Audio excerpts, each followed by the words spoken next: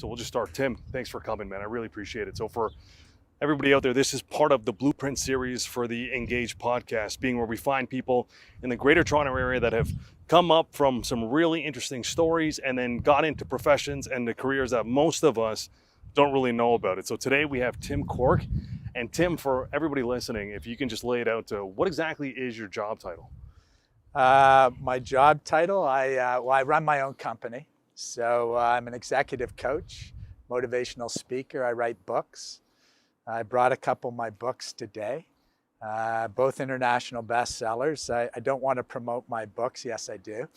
But my first book was called Tapping the Iceberg, and it's all about tapping into your potential. So great metaphor for life. Life's 10% what happens to you, 90% how you react. I mean, stuff happens to all of us, then you have a choice on how you want to react to it.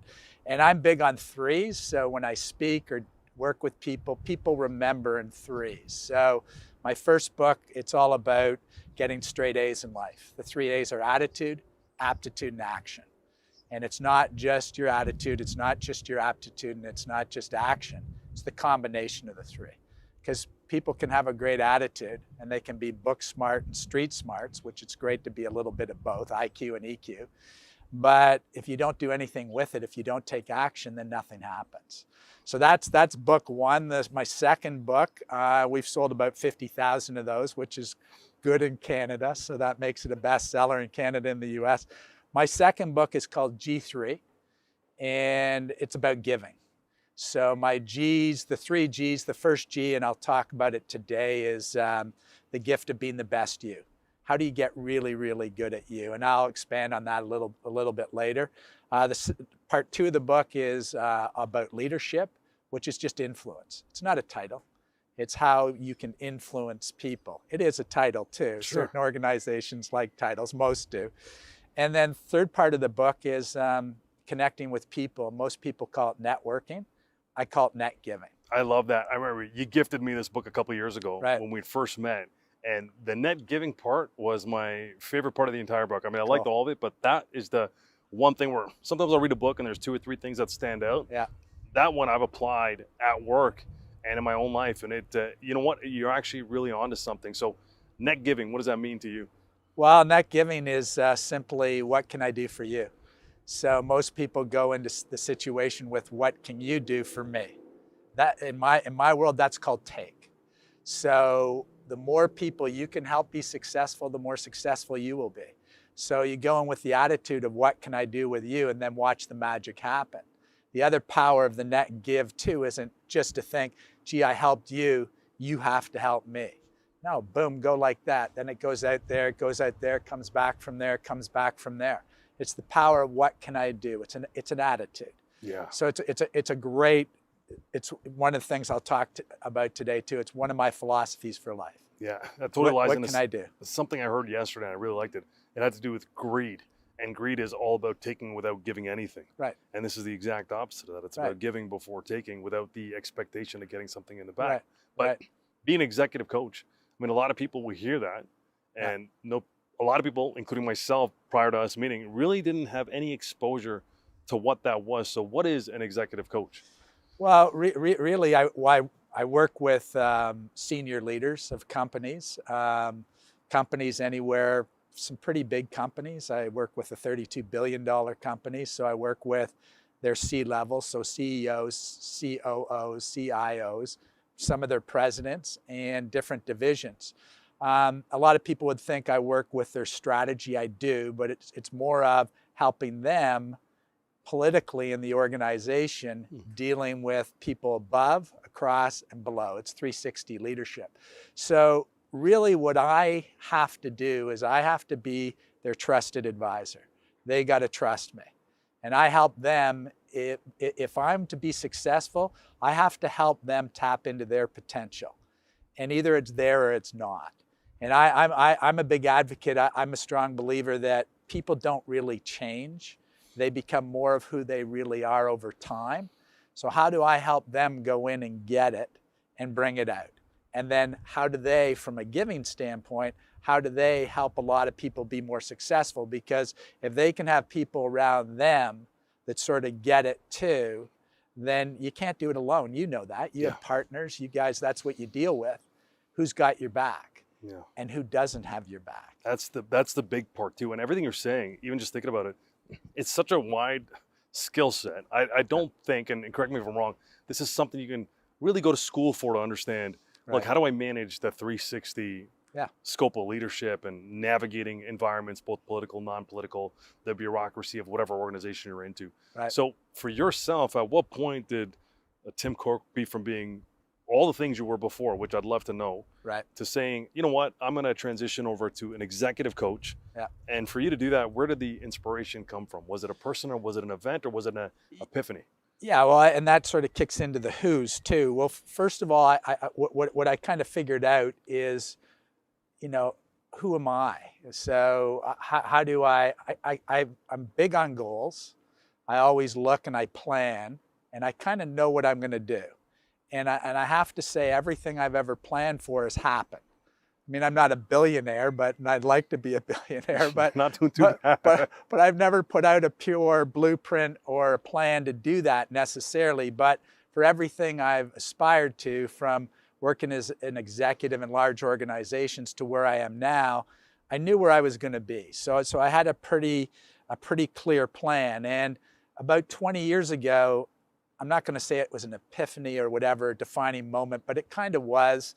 I knew about a philosophy: if I can help people be successful, I'll be successful. And the higher up I go to help those people, because I can help them and then their teams. But at the same time, I also want to make sure I'm spending time with youth and other people who are just starting, to show them that, you know what, we all run into stuff. We all have challenges, and then you got to figure it out mentally where you want to go. So I came out with this thing. I'm pretty simple. So I use my name as an acronym, and it's just Tim, Touch, Inspire, and Move. People go, well, that's nice. Well, I touch, inspire, and move people to take action on their purpose with passion. And it's your purpose. It's your why. It's from the inside. What are you all about? What drives you? What gets you up in the morning? What gets you all excited? And that kind of goes into, you know, the people who have helped me. I mean, first of all, what I should say to you and your whole group is, policemen, policewomen, you guys are amazing. Thanks, I Tim, mean, you know, I'm here today because, frankly, we should be paying it back to you guys. You put yourself out there every day, you make a huge impact, and a lot of the time I know it's a thankless job, and it's a tough job. And without police and some sort of service in this capacity, you know, things would be pretty crazy. I know COVID's here and it is a little bit crazy and it's all pretty interesting, but thank God we know that we have some semblance through you guys. So thank you for that. Thank you, Tim. Who? Women actually have played the biggest role in my life. So my dad was, my dad was never really around. By the time I was 8 or 9, he was gone, and he had just moved out. We didn't know much about, you know, where he was and that sort of thing. And, you know, it was kind of an interesting time for my mom. My mom had to bring up 3 boys, so no easy task. So, you know, my mom's one of my heroes for sure. My wife is, my daughter, who just got her PhD down in the U.S., and right now her boyfriend is down in the University of Maryland, and I'm incredibly proud of her. She's amazing. So, you know, she had lots of jobs lined up in March, and COVID hit, and boom, all these universities who had offered said, sorry, you're Canadian, stay up in Canada. Her boyfriend's American, and he's black, she's white, so she's dealing with a lot of interesting things from that standpoint. She was the president of the graduate students down there, 13,000 students, and a bunch of white supremacists came after her because of her boyfriend. So I always said, her name's Stephanie, I said, Steph, these guys play by a different rules, and my daughter doesn't back down. I said, no, you need to back down. Anyways, long story short, or short story long, she stepped into it, and you know, good for her. Thank God nothing crazy came out of it, but tough for her. She hasn't seen her boyfriend or fiance for 8 months and is going down next month. But the other two, and I've talked to you about this, Ron, is Oprah. Yeah. Oprah's had a huge impact on a lot of people, but it's pretty close to my heart because when I was over in Africa a few years ago, 3 years ago, and we were with the WE organization, the Kielburgers. They've been in the news quite a bit recently, but I'm a big supporter, a big advocate for them. But we were over there in Bongani in near Nairobi in Kenya, helping build schools and wells and stuff like that for a few weeks. And I met this incredible person, and her name is Mpumi Nobiva, and had no idea who she was. She was in our camp at the same time, and there were all these corporate people in this camp, about 50 of us, and so a keynote speaker would speak every night. So the WE organization, Craig and Mark, had brought in these public speakers. So I was having lunch the second day, and I ran into Mpumi. Didn't know who she was. She didn't know who I was. We started talking, and we went to lunch, and she said she was looking for a male coach. And I said, I might know one of those. Yeah. And so she said, okay, great. And I said, as a matter of fact, that's what I do. And I said, I have a few of my books, and not to promote my book, but why don't you take one of my books? If it resonates with you, we can talk. Little did I know that evening that she was the keynote. And so she got up and did her keynote speech. Within 2 minutes, 50 of us cried for 15 minutes. She was born in a small town called Zonke-Zizwe, just outside of Johannesburg. Never met her father. At age 8, her mother contracted AIDS, and she watched her mother die. They had no money. So they lived in this little corrugated shack, and day by day, she watched her mom die. And she became an orphan. And so her grandmother took her in, but her grandmother had 10 kids. So it was pretty tough. So she excelled in school. And lo and behold, by grade 8, she was one of the women chosen for the Oprah Winfrey Leadership Academy. Wow. And so 50,000 girls they were looking at. She's one of the 100 who's chosen, meets Oprah and Gail and the whole Oprah team. And all of a sudden, boom, she's in the Oprah Winfrey Academies. From nothing to, hanging out with Oprah and everything they're going to do. So she went through that whole program for 4 years. Then she graduated from that, went to the U.S., went to North Point in North Carolina, graduated with a master's in communications, then went off to Santa Barbara where Oprah hangs out, and Oprah calls her daughter, and she calls Oprah Mama O. And I'm listening to this whole talk, and my inside voice is going, whoa, this is a gift. Yeah. This is a gift. And so when she's finished her talk, she comes up and she said, I read part of your book today. Would you coach me? And I went, oh my God, what an honor. I mean, that would be incredible. So we become best friends. She calls me her Canadian dad. She comes to our cottage. She hangs out with us. I've done lots of speaking gigs with her. When I met her, she was 24 years old. She's 26 now. But she's absolutely incredible speaker. And she's in Johannesburg right now. She's become really good friends with my daughter, but we're like this. That's so, cool. Crazy things conspire when you put yourself out there. And you think about where she came from and you just go, how could I ever complain about anything when this person came from nothing to watching her mother die, to going through that, to hanging out with Oprah. And now her coaches, it's pretty cool. Oprah and myself. And what a crazy story. It's a pretty crazy story. It's pretty interesting, but powerful. So unfortunately, COVID's hit, so I can't go hang with Oprah, but one of these days I will. Go down there. Yeah, absolutely. And, she sent me a few things my way to thank me as part of the stuff, and I just go, are you kidding? You've been my hero for a long time. So interestingly enough, you ask, on my vision board, there's a picture of Oprah that's been there for 25 years, and it just says, connect with Oprah. And so interesting how that all came about, right? There's the vision board, there's the picture. And I put a lot of things up on that vision board, but it's always been there. And I always believed that that would happen, and it did. It's so crazy even when you think about it. Like the thing about Oprah, which is obviously besides Oprah, is look, you got a Toronto boy like yourself, right? Yeah. Born and bred here in Toronto, raised in Toronto.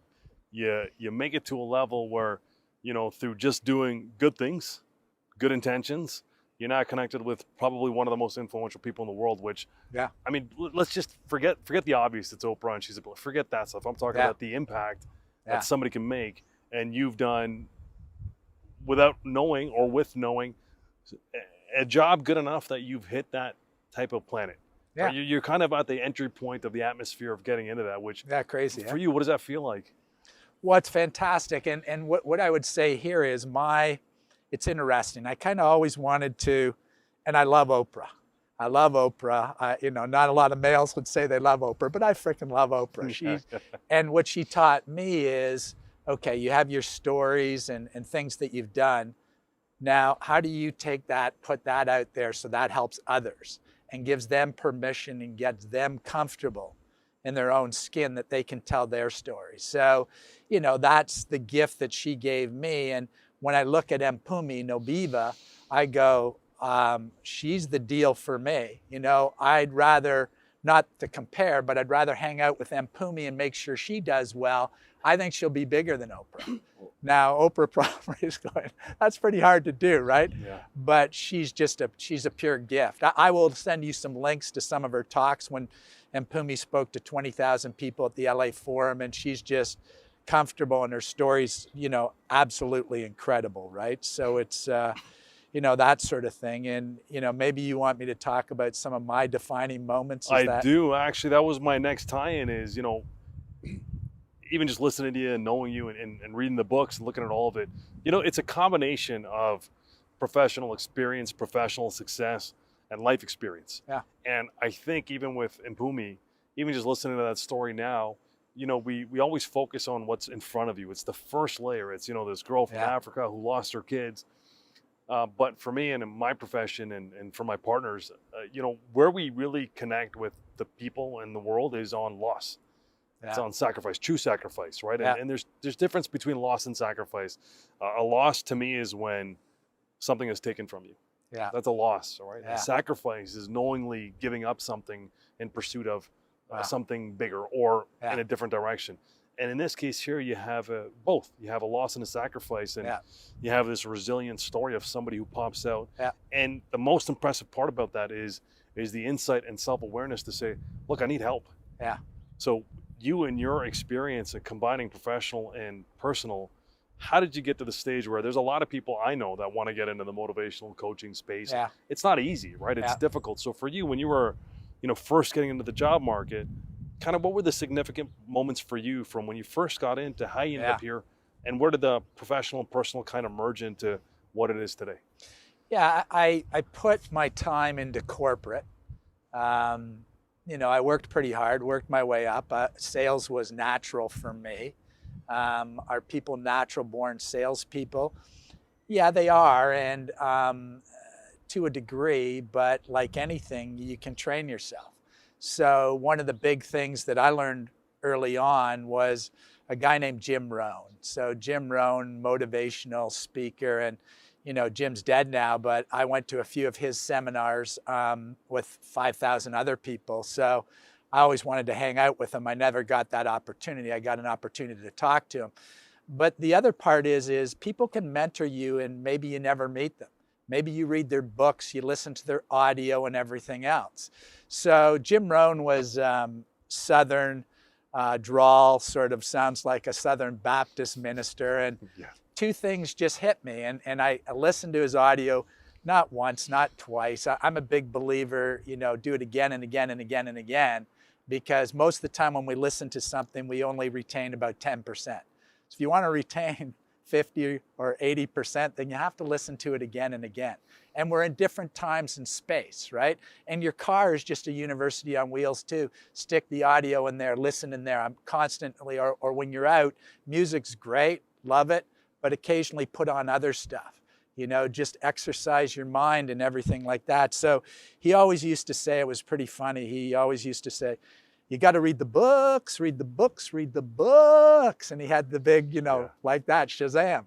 And, I had the epiphany. All of a sudden, I'm sitting there listening to him, and I wasn't a big reader. I went through school, high school, university. I wasn't a big reader. But this had a big impact on me. And I went, wow, if I do this, I can figure out some stuff. So I'm going to go see people, and I'm going to read the books, and I'm going to study. If you want to do something, study it. And the other part too is, if you want to do something, there's people out there who have done it. They're already looking at it. They're seeing it and everything else. I call them eagles. So if you want to tap into the eagles, the people who have done it before, the people who soar, ask them. Ask them. And the power of eagles mean people who have already done it, or they're there or whatever. If they're not going to help you, they're not eagles. Eagles give. They get the give. So if you ask me, and I put this out to everybody, I'll be in front of an audience of 500 to 1,000 people and say, hey, anybody who wants 15 minutes of my time. People go, what's he doing? Say they all take him up. Well, I know the gig here. If 5 take me up, that's big time. People don't. So you got to ask, you got to step into it. And the people who take it up with me are generally the people I want to hang out with anyways. They're the go-getters. So you do have to ask. You do have to find it out, because the worst thing that can happen to you when you ask is they say no. Hey, so what? Move on, or qualify no. So you don't want to, can I spend some time with you? No, I don't have any time. How about a month from now? Don't have any time. How about 3 months from now? I don't have any time. Well, then that's no. But how about you say a month from now, and they go, you know what, that would work better. So no doesn't always necessarily mean no. Qualify it. Don't count yourself out. We are our own umpires in life. Only you can count yourself out. So let them say no to you. Don't you say no to you, because so often we do that. The solution always comes from the inside. Yeah. So often do we always look at the external to change everything. You want a better life. Well, somebody else has to do it. You want a better relationship. Well, I need to find a better partner. Own it. It always comes from the inside. And that's a life experience now teaching me that. Yeah. But for you, when you were talking, no, it always comes from the inside. It always does. And I'll expand on that a little bit later when I talk about you. Yeah. You got to take care of you first. Yeah. You got to get really good at you. So how does somebody do that? Yeah, I'll get into that. The other defining moments, I played hockey in Europe, so I had the opportunity to play some professional hockey in Europe. And I made that happen. So it's not, I was at a certain level, but I decided, I played junior and I played York for a little while. And then I said, hey, I want to go see Europe. What's a good way to go see Europe for free? Go play hockey. So I found out about this opportunity. I played in Holland, played in Germany, and I played around in a few different countries. But an incredible experience, because I went out on my own for my first time. So no family, nobody, just me. And it's pretty daunting. Was I homesick? Yeah, all the time. I'm 24 years old, but I'm pretty homesick. I'm kind of going, I kind of want to go see my family, and I don't know this country at all. They're speaking different languages, but they treated Canadians very, very well too. So it made a big difference that I was Canadian, and that side. Other defining moments, as I talked about before, discovering what's my purpose. Who am I all about? And if I can figure out what I'm all about, my touch, inspire, and move, help people take action, their goals, their purpose, their passion, can I help them tap that? And wherever they are, take it to the next level?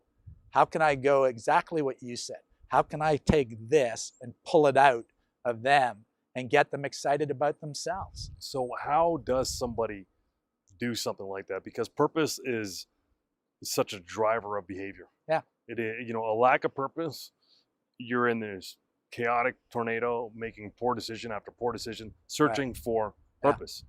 But then people who find it, in my experience, personal and professional, very focused, very driven, very goal-oriented, and they have the patience because they have the belief for the end game. So when you're dealing with somebody who's in that tornado and in that chaos, what are some of the things that you're doing to help them identify what their purpose is for them? Yeah, and I think it's important to know that most people on this planet go through storms and fear.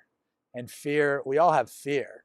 It's not that it's not that we're not going to have fear and we're not going to have the storms and the turbulence and the tornadoes and everything else. We're all going to have that. So what are you going to do with that? Adversity is an awfully good teacher. It sucks while you're there. There's no doubt about it. It sucks. But I think adversity is a better teacher than success, which is kind of an interesting way to look at it. So define adversity in your eyes, what it means to you. Well, adversity can be anything. It can be anything from, parents, so a single mom dealing with us, a father who's an alcoholic, other members of the family, drinking problems, drug problems, addiction problems, all that kind of stuff. I've lived through that. So how do you deal with it? Well, when it's family, it's family, it's family, right? People will say you don't choose your family. Sometimes we'd like to, but it's pretty hard to do. So you need support. I think you have to decide, you have to take good care of you, and I'll talk a little bit about that, but you also need people around you, like a coach, like a mentor, like officers like yourself, people who care, because it's all about caring. If people know you care, I like threes, as you know. My 3 C's are candor, care, connect. So candor, people need you to be real.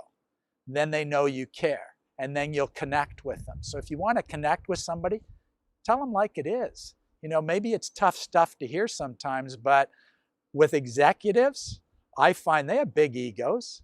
I have to tell it like it is. I have to tell them that they're being a asshole or whatever they happen to be at certain points in time. I have to say, hey, you know what? You need to ease up a little bit there. And like, what's your problem today? And they're kind of going, wow, he's sticking it to me. Now, here's the thing. Tim, we don't pay you to just talk about rainbows and butterflies and, all that kind of stuff. That's not what it's all about. Give it to me and be real. So people need you to be real, to connect, to care. So we're all going to hit this adversity thing. We're all going to, go into this. And I think that's how you develop. And you have to take care of you. And I talk about this in my book. So the first G is take care of you first. And some people may go, gee, that's selfish. And I struggled with that for a long, long time. And then I realized, and it's not that I hadn't heard it before, but my wife kind of hit me with a really good line. And I just said, one day I was looking at her and I said, I'll take care of you. And she just stopped me in mid-sentence. She said, no. You take care of you for me. I'll take care of me for you. And I went, oh, I get it. It's not selfish. The greatest gift you can give to you is being the best you. Accountability. Hold yourself accountable. You own you. You own your actions, nobody else. It's the iceberg. 10% happens, 90% is how you react. The greatest gift you can give to your community, to your family, to your career is be the best you. It's not selfish. And we struggle with that. We struggle with ourselves because, let me ask you this question is, who's your biggest critic? Oh, myself. Bingo. Yeah. Bingo. And who talks to you more than you? Oh, I talk to myself 24/7. Right? Yeah. You're always in your own head, and it's not always, but it's 90% is rough. It's right. a rough time. Right, yeah. right. We're tough on each other, yes, right? We are. We, on average, have 25,000 to 50,000 thoughts a day. That's a lot. It's a lot. And guess what? To your point, it's not all, hey, I'm awesome, I'm great. It's, I should have said that, I should have done that. We second guess. Everybody second guesses. That's where you got to figure out, how do I go through some of that? Because we're going to be negative, we're going to be positive. Hey, welcome to life. That's what life is all about. But it's a choice too. You have to choose where you want to go with it. Gee, I learned this, I adapted, I evolved, or whatever I am. Now what am I going to do with it? What's the action I'm going to take? Who's going to help me? I'm struggling again. Who do I need to talk to? Who's going to help me? So that's really, those are kind of my philosophies. I really like you said something. You have to second guess everybody's second guesses. Right. What does that mean to you? Well, because if people are second guess you and you second guess you, well, there's some consistency there. Then everybody's second guessing you. So And people are just going to do that. They're going to challenge you. It's like I said earlier, you know, you're your own umpire.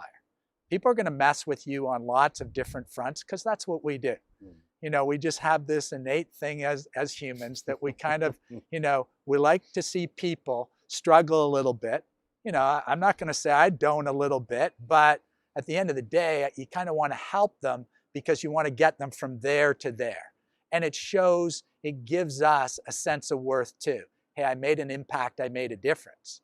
I mean, as human beings, we're all driven by just a few things. A, we need to know we're making a contribution. We need to know. These are really, there's not too many things. I always say people who are working, there's only 3 things your people want. They need to know they're making a contribution, making a difference every day. Second, they need recognition. We need recognition from the people around us. Just as importantly, you need recognition from you. We need recognition. Now in the work environment too, I go, and we want to get paid. Yeah, of course. So let's just throw that one over there. Contribution, recognition is how the world goes around. It is. That's what we want to know. We're making an impact. So how do you help those people know that they're making a contribution? How do you thank them? How do you drive into that? And you know, it's kind of, you know, lessons and stuff. I know you asked me about lessons and where we go, and I have a great story. It's a fun story, and you've probably heard it before, but if you look at any of my some of my video stuff, but it's about 2 wolves. And the story starts out where there's this grandfather warrior of the Cherokee tribe, and he's sitting with his grandson in front of a fire. It's a beautiful night. There's stars all over the sky. It's like today, but it's nighttime, so it's a perfect sky. And the 2 of them are sitting there, and the grandfather looks at his grandson and he says, there's a great battle waging inside of me. And it's a battle between 2 wolves. And the first wolf is an evil wolf. And he's angry and greedy and rude and arrogant. He spreads lies and deceit, and he thinks scarcity. And that wolf, he's a taker. The second wolf, he's a good wolf. He's good, he's humble, he's honest, he's friendly, he's happy, he's brave, he has great wisdom and vision. And this wolf thinks abundance, and this wolf is a giver. So the 2 of them sit there for a little while in silence and ponder what the great warrior, the grandfather, said to his grandson. And finally the grandson looks at his grandfather and he says, "Grandfather, which wolf wins?" Grandfather pauses for a second, looks down and says, "The one you feed." The one you feed. That's true in life. What are you feeding? Are you feeding evil, negative? Are you feeding good, happy? What are you feeding? That's the power there. You have the power. The power is like the Wizard of Oz. Dorothy always had the power. She just had to tap her shoes 3 times and she's back in Kansas, right? So we all have the power. It's the ability, can I go get the power? Can others help me go get the power? That's what I need to help people with. And there's this great philosopher.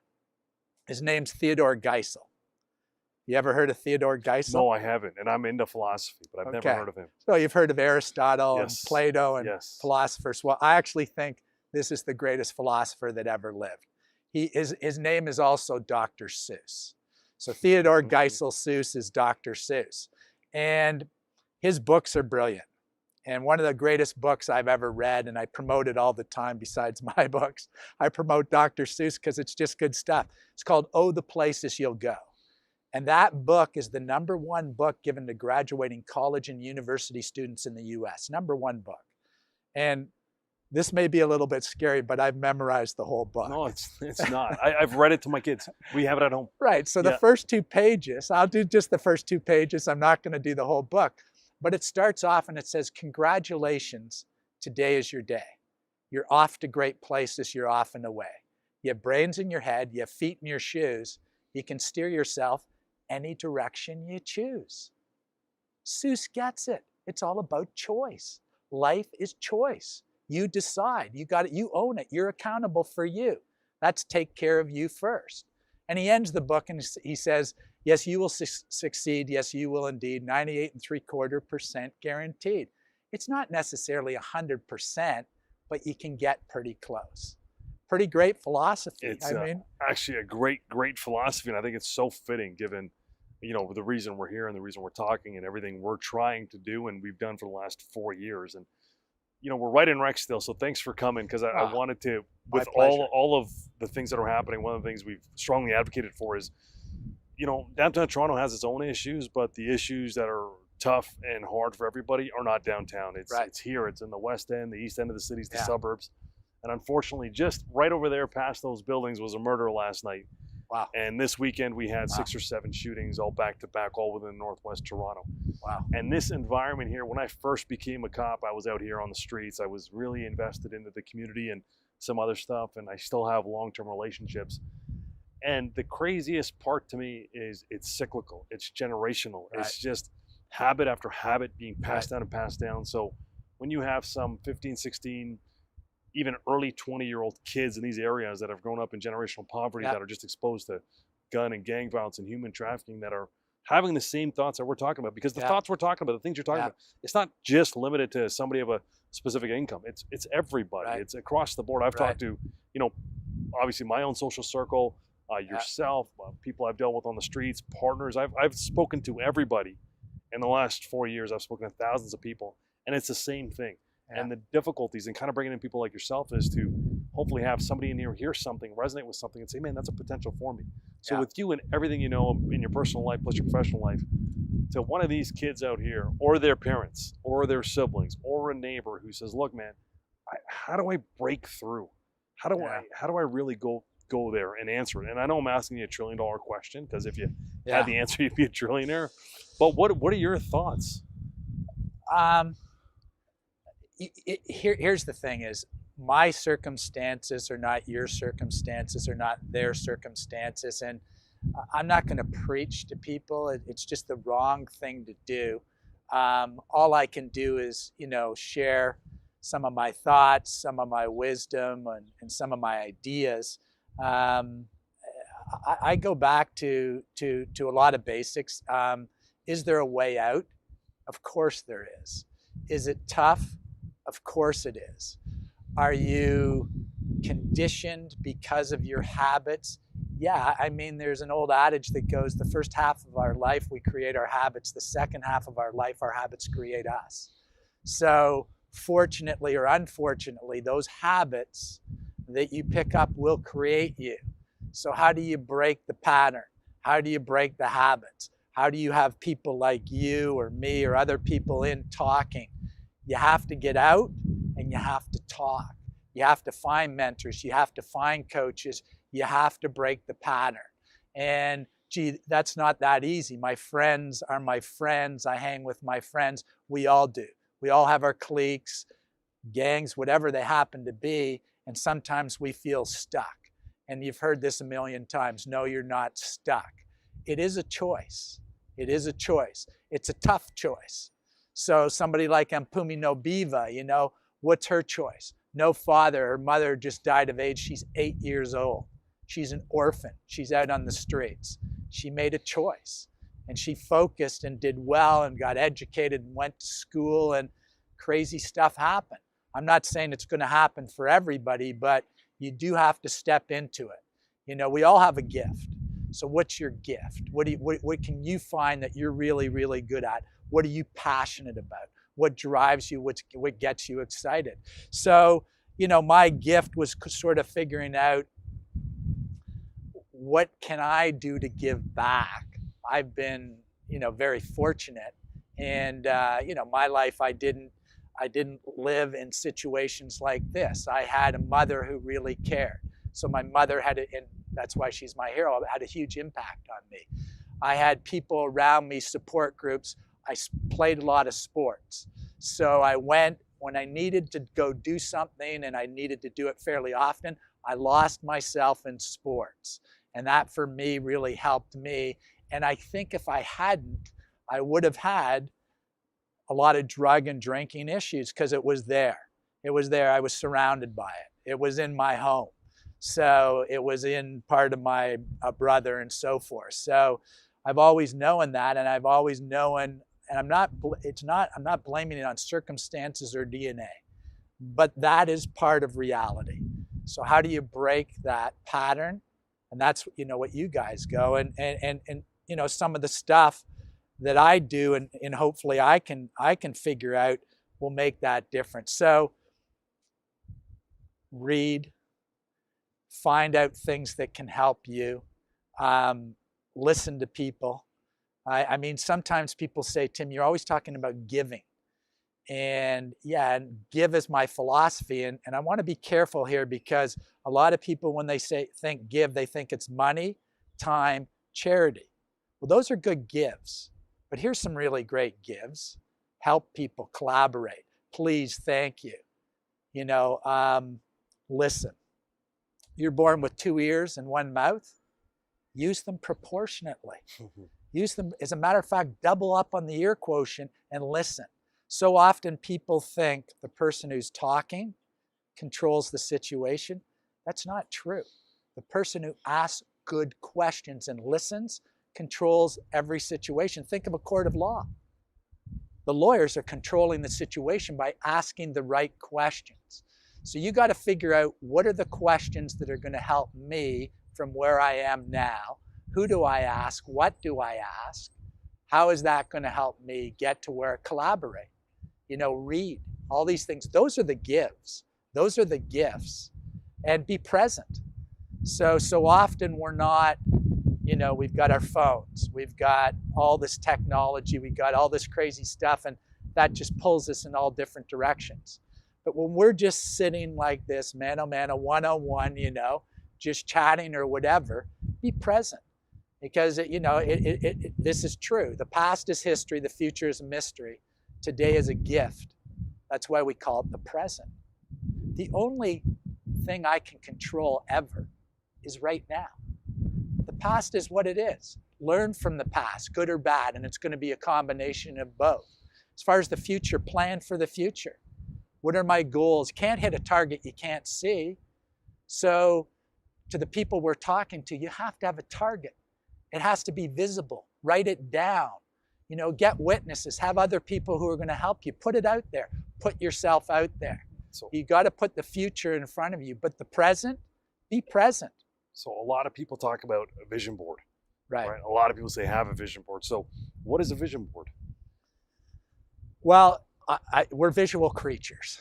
So, and we're emotional creatures, and we're assumptive creatures and so forth. But vision board is just that. So any bulletin board. You can do it with your family. You can put what your family wants to be or whatever. So for my vision board, I've had a vision board for 30 years. And every year I put more pictures on it. So if I want to meet Oprah, I put Oprah's picture up there. If I want to own a certain car at some point in time, I put a picture of the car. If I want to travel somewhere, be something, I put it up there. So if I want to play a certain golf course, I put the picture up there. I also put pictures of things that get me excited. I put the eagle up there because I want to soar and I want to help other people. I put words up there that are reminders to make sure I give, make sure I make an impact, make a difference. Who am I going to help? I put pictures of people I'm helping up there, and it's ever evolving. Now here's what's interesting, and I don't, I'm not a marriage counselor or anything sure. like that, but I have my vision board, and my wife has her vision board. And I'm on my second marriage, and I don't think my first marriage, our vision boards would have been as aligned as they could have. And maybe that's a good way to look at it sometimes. Sure. But my wife, Susie, and I both have our vision boards, and I'm checking her vision board out all the time. And there's lots of alignment. So like 3 years ago, we both put a golden retriever puppy up there, a picture. I put it on my board, she put it on her board, and we have a 2-year-old, her name's Kella. You'd like this. She's 2,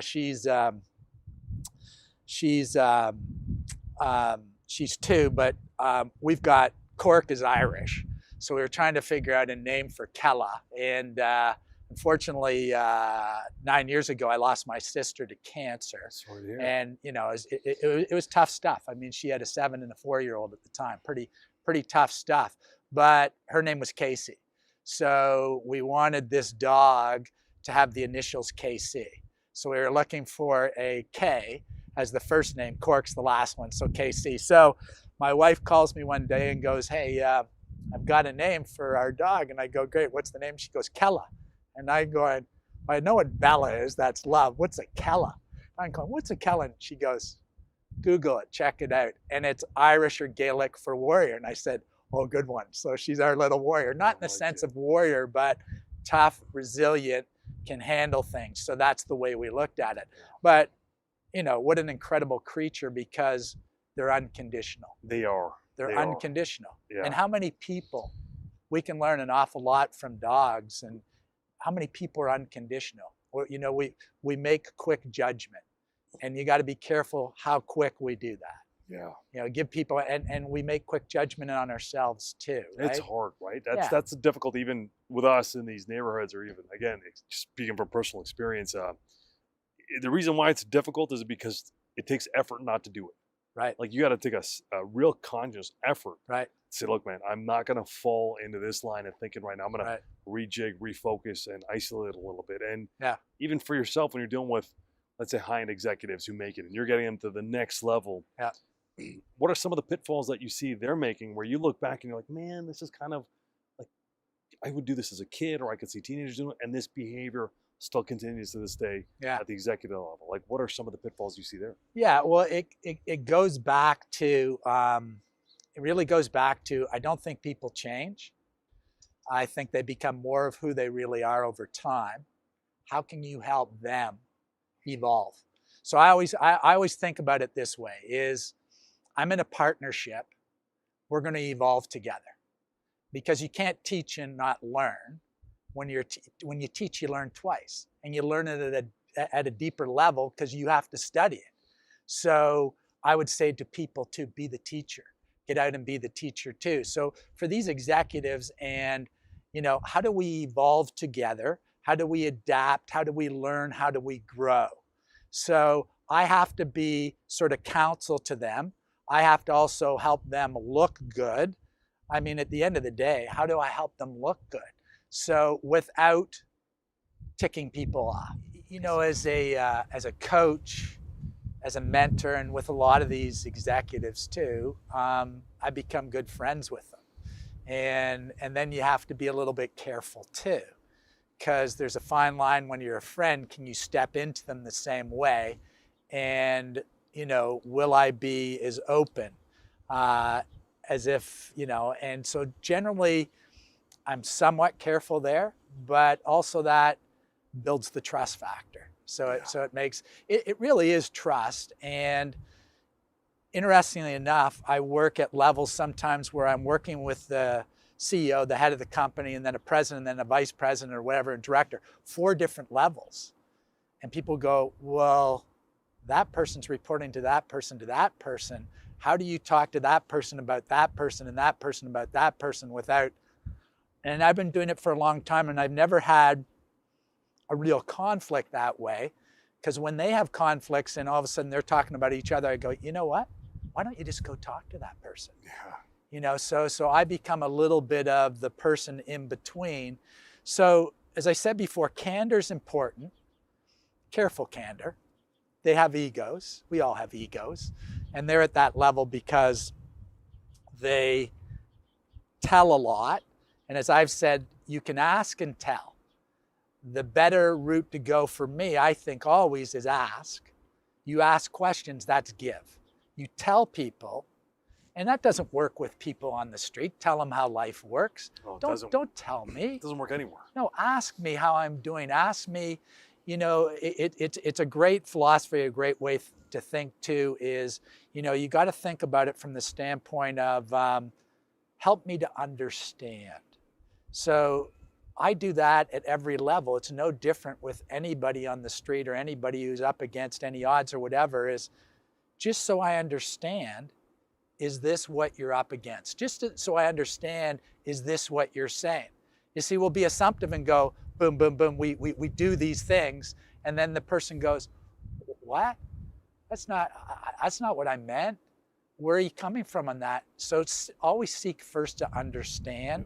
That happens at every level. Every level. You're talking every bottom level. to the top. Doesn't matter. Just you talking about Doesn't it, I'm like, matter. that has happened at every stage of my career. Yeah. Yep. Even jobs I had before this, it Yep. happens at every level, even in your family, even in your friends, and your everybody. Ask.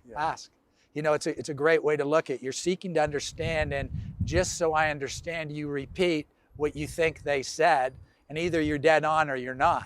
A lot of politicians should learn this concept, right?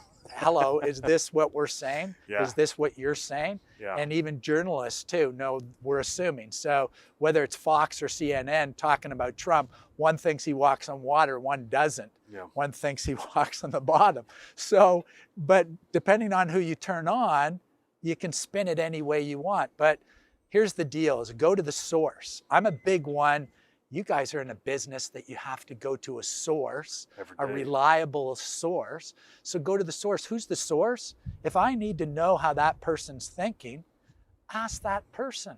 Go to the source. That's the power. So what I've learned always with whatever level it is seek first to understand. Ask good questions. Help them to ask more than tell. And by the way, if I ask the right question, I can get you to say what I want you to say anyways. So people get stuck sometimes on just the question. How about this? What's the answer I want? And then figure out what the question I have to ask to get that answer. Very interesting. Start with the end in mind. Yeah. Right? So Stephen Covey said it, but you know, so did Confucius. Start with the end in mind. Start with what you want and figure out how you're going to get there. It's the vision, the end result, the outcome. Whatever Bingo. you want, start there and work backwards. Bingo. Yeah. Start with the end in mind. What should it look like? What should I ask? What's the answer? Then figure out some of your questions. Makes a lot of sense, and right? What's your take on this? So we'd spent 6 months in the 31 lowest equitable neighborhoods in the city of Toronto. We had done aggressive outreach. Somebody in the business field told me what we did was the gold standard for, I guess, to check what your client base is or what the market wants. I don't know what the term was, but we did it. And it was extremely insightful. And this is where I want your opinion on it. What I had taken from all of it was I'm about 75 different insights that were really impactful. But what I took from all of it was, if I were to summarize all that into one thing, is the answers are simple. They are. It's a basic answer to a basic problem, but I feel like we overcomplicate. We always do. We always do. We life and executives are great at it too. So I'm not hugely process driven, but I'm disciplined.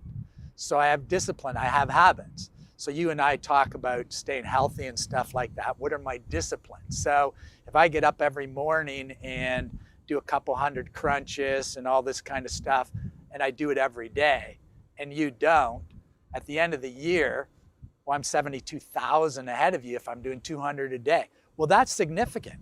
And that's how life works too. It's compound interest. It's not that I'm doing it once, it's I'm doing it again and again and again and again. Repetition, habits, everything else. So as you're going through these things, we're formulating as we go through time, as individuals, what they've been brought up with, where they're living now, who's around them.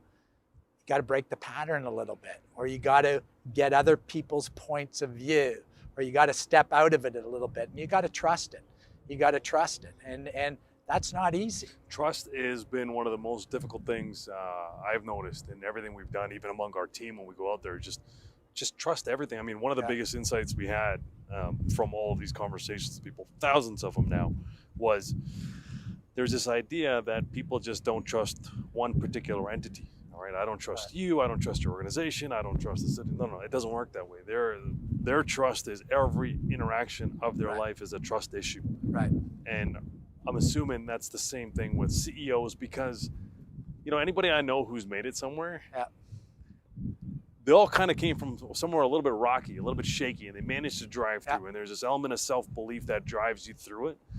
And it's not all roses, right? It's not all roses. So when you get to the spot of trust, and you know, I think when you have to have a tremendous amount of self-belief, it's a fine line to balance. Do I take somebody's advice, or do I stick to the end that I see before the beginning? So how do you manage, or what would you recommend to somebody who's kind of riding that line of, listen, I really need help here, but I'm so distrusting of people. Like, is that something you've come across? Oh yeah, yeah, and I it's a great point you make.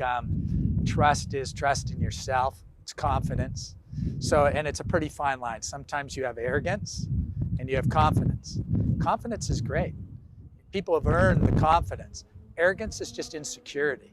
People have to tell you, tell, hey, I did this, I did it. Well, that's nice, I can figure that out. People are gonna watch your actions more than your words, right? And that comes to care. So, yeah, I think it's not easy. It's never easy. Trust is a big word. It has to be earned. It takes time. And I go back to those three, the candor, care, connect is be real. People can tell if you're real. And if you're genuine, right? And the power of genuine, you see what's so powerful about if people have you have great passion, so you're pumped up about what you're doing. Well, if people can see the passion, then it's genuine. And you know what the power of genuine is? It's contagious. See, genuine goes boom, boom, and people go, I want that. Look at that. Look what they have. I want to hang with that dude or that person because they're genuine. They have the it factor. They're comfortable. It's true with leaders. It's probably interesting dynamics in gangs too, right? They are some of the most violent gang members are some of the most charismatic people you're ever going to see. Bingo. Yeah. Yeah. And people go, and they're comfortable. So comfortable, very confident. Yeah, very confident. And such a fine line on that confidence and arrogance. And that's where insecurity versus real comfort in each other. You know it. Yeah, and that was the biggest motivation for this was honestly, I saw an opportunity there where I said, look, for this specific sect who's 10% that's doing the most violent activity, they've got other skill sets that they could translate equally over and not live a life of having to worry about getting shot, not having to kill somebody, not having to worry about your friends getting killed. You could take exactly what you know, let's expose you to something a little bit different, let's drive some information to you, and let's see what happens. Right. Because they got it, like you said, they got it. Yeah, and it's transferable. You know, it's totally transferable. It's transferable because they understand human psychic communication, confidence and stuff. They're just kind of stuck in something that, hey, you know what? You can, again, change is a big thing, but you can evolve, adapt, grow, and learn. You can do all those. Change is a tough one. People, it's either in there or it isn't. So you're going to find out with, hey, that person has it in there. Let's go get it. Okay, we're getting it. We're going, maybe it's not there. So the power there is, how do you go? That's my gift or my ability with executives is, let me go get that, and then let's go, wow, I can actually take this and I can make an impact and make a difference with what I have right now. Because they have the knowledge, the skill of people. There's nothing better than that. Oh yeah. I mean, we're human beings. We're pack animals. It's a fact. We grew up as pack animals until 10,000 years ago when we had the agricultural revolution. We lived in little packs. We were hunters and gatherers for millions of years. That we're still mentally on the plains of Africa. We are. That's where we evolved from. So we're pack animals. We need this. We got to have that. So those people with that gift, it's transferable. It's powerful. So look what you're doing. That's how do we take that and take it over here and go, wow, you've got a great gift. Do you understand the gift you have? Let's see what we can do with that. Yeah. That's pretty cool. And you know, through this whole thing too is you got to have some fun. Play. You know, we're meant to play. You know, I always say to people when they're, you know, Dr. Seuss, I go, yeah, I love Dr. Seuss because I'm still about 4 years old. And the day I get too old, you know, get rid of me. I'm a kid. Yeah, I'm a total kid. Listen, I feel that every day. I still feel like I'm a 12-year-old kid some days, 16-year-old kid. I'll look in the mirror. Yeah. I don't recognize the wrinkles, you know, and I'm just like, oh yeah, I'm not a kid anymore. But yes, you are. It's the element in the inside to say, look, you know, we have are. a good time. And childlike wonder, isn't it brilliant? It is. Because we have the wonder, you know, it's what you deal, it's the innocence being taken away, you know, and as we get a little bit older and you go, oh my God, the innocence is gone, you know, and it's been jaded for a long time and the habits and everything else. I'll tell you another story. It's a fun story since we're talking about fun and play. I'm a big Batman fan and I like to get dressed up as Batman. So I used to get dressed up as Batman quite a bit. And, when my daughter was in grade 2 and my son was in kindergarten many years ago, I decided on Halloween I'd get the Batman costume that I loved, and I rented it, and dress up as Batman and take him to school as Batman on Halloween. So on that day, I got the whole Batman gig on, and this was a pretty cool Batman costume, 7-foot wingspan, big vest and full everything body else, belt, full body, the utility vest and belt and everything else. So I had my Batman costume. My daughter was a fairy princess that day, and my son was a Ninja Turtle. So we were living in the Lawrence Park area at that point in time, and we all got into my car, and fortunate enough, I had a black BMW, so I had a Batmobile. I had it all going on. Mm-hmm. So we got in the car. I drove my kids up to the school. I got to the school. I figured I'd just drop them off and go to work. I got to the school, dropped them off. The principal's there. I'm standing there in the full Batman costume. I remember her name, Joanne, and she just said, "Oh, Batman." And it's pretty funny because she said, "Oh, usually we have the police here, the firemen or something like that to talk to the kids, but we have a superhero. Would you come in and talk to some of the kids?" I'm kind of going, sure, I'll come in and talk to the kids. So I figured 10, 15 minutes, an hour and a half later, after I'd gone to pretty well every classroom in the school and stood there and talked to them about being the superhero and stuff like that. I then went outside, jumped in my car, and I was working in Markham at the time, and I had to make up some time. So I got on the 401 in the Batmobile, and I was speeding excessively.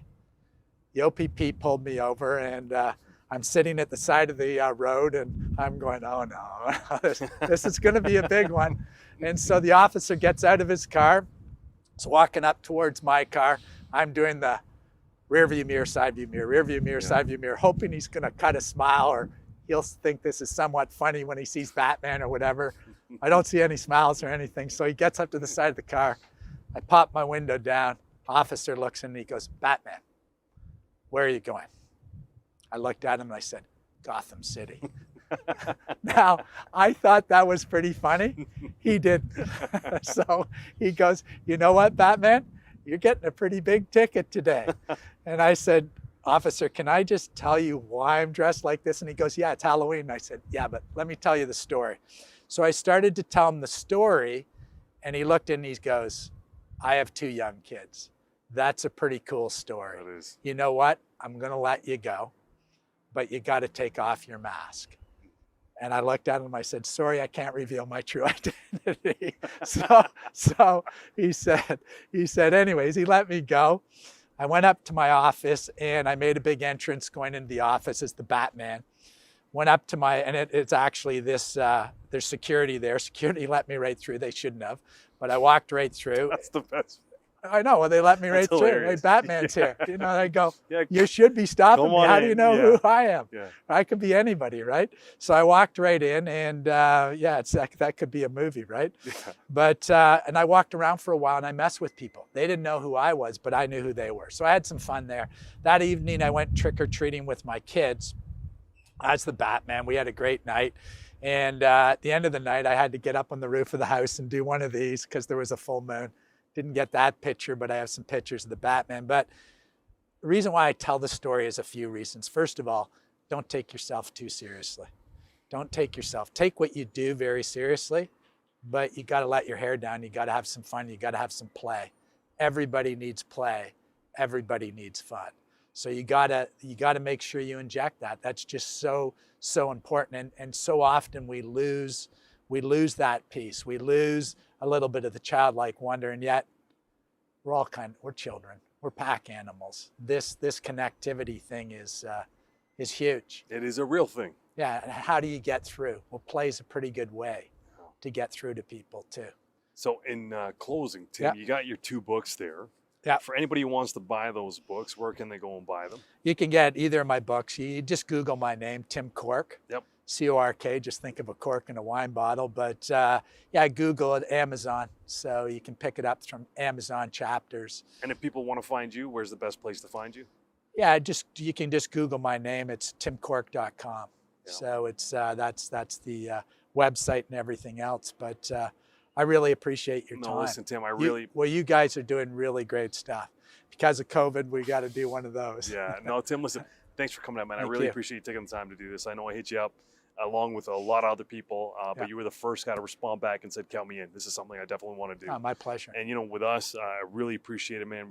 Trust me, all of us in Toronto Police appreciate any support we can get. So this is great, but we're really focused on everything out there. All the other stuff is just noise to myself and my team and all the other people that work with us. But you have an invitation anytime, whoever it is, wherever I can help, anybody I need to speak to or whatever. I work with a lot of youth. Oh, that's great. And a lot of women youth right now, so it's cool stuff. So in closing, I'll turn it over to you. Is there something you'd like to close off on, or any piece of advice that you can pass off to maybe a kid right now who says, look, man, I kind of like what he's doing. I could see myself doing this.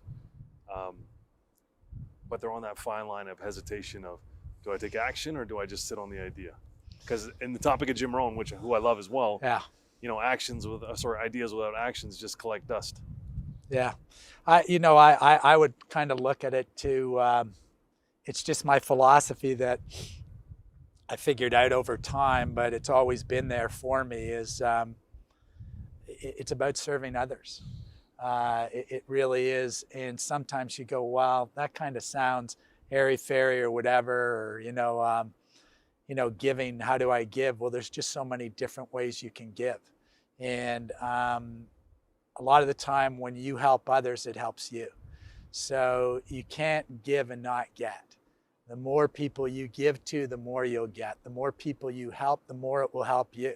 It's innate. It's what we're made out of. It's what humans are. So regardless of, and I've seen stuff where people are in pretty tough situations or whatever, but when they go and help others, it helps take their mind over here, or it helps them make a difference, helps them make a contribution. And that's what we're made of. We want to know and recognize other people, thank other people, say thank you often to people, because again, when you go like that, it all comes back. That's the power. That is the power. And I guarantee that's 100%.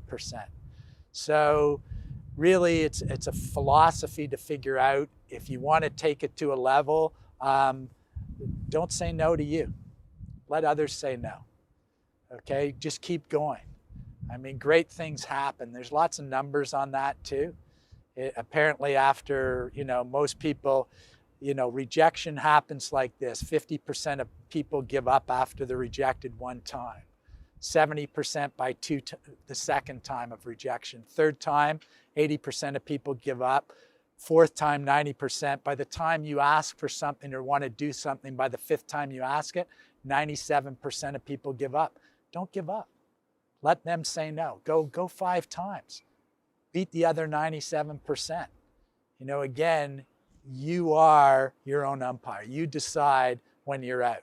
Don't call yourself out. There's lots of opportunity out there. And look for people like you, for people like me. We want to help people, but they have to ask. You have to ask. Thanks, Tim. Thank you, man. Appreciate it. My pleasure. That was great. Thank you. So I already can tell.